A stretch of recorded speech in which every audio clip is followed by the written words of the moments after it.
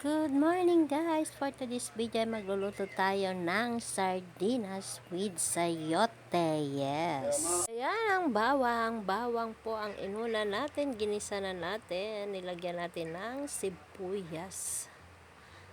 Ayan. Ayan, brina-brown lang po natin yung ating sibuyas. Niluluto lang po natin at ilalagay ko na rin po dyan ang ating sardinas. Ayan.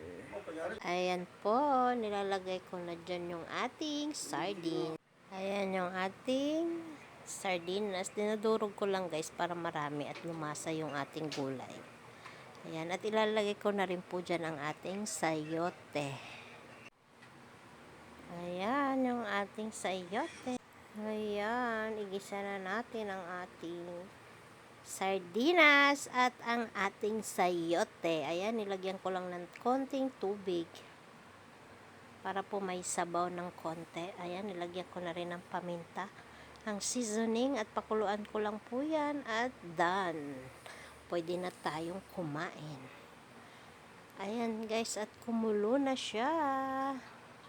Paluto na rin yan guys, mga 10 minutes na lang ay pwede na tayong kumain.